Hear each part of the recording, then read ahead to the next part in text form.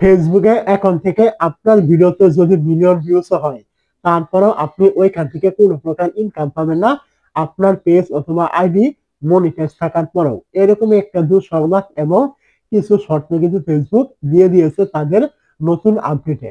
তো আপডেটটা কি? ফেসবুক এখানে প্রথমে বলেছে আপনি ইনকাম তখনই পাবেন যখন আপনি একটা ভিডিও আপলোড করবেন, ওই ভিডিওটা আপনার সম্পূর্ণ দেখা হবে।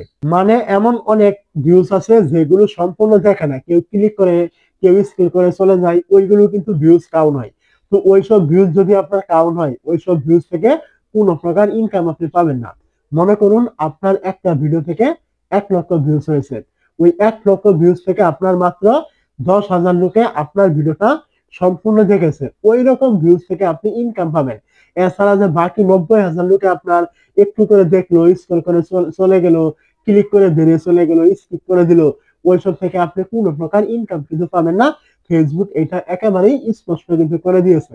এছাড়াও ফেসবুক আরো বলেছে আপনার ভিডিওগুলোতে যেসব ভিডিওতে বেশি পরিমাণ এঙ্গেজমেন্ট হবে, মানে লাইক হবে, কমেন্ট হবে, অনেকেই শেয়ার করবে, এই টাইপের অ্যাক্টিভিটি থাকবে, ওইগুলো থেকে আপনার ইনকাম আরো বেশি পরিমাণ হবে।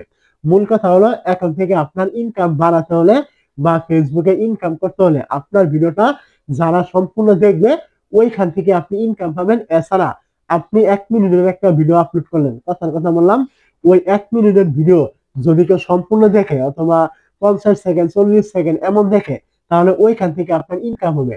আর বাকি যারা 10 সেকেন্ড 20 সেকেন্ড 5 সেকেন্ড ক্লিক করে বেরিয়ে চলে যাবে, স্ক্রল করে যাবে, ওইসব ভিউজ কাউন্ট হবে, ওইখান থেকে আপনি কোনো প্রকার ইনকাম করতে পারবেন না। অবশ্যই আমার কথাগুলো আপনি বুঝতে পেরেছেন।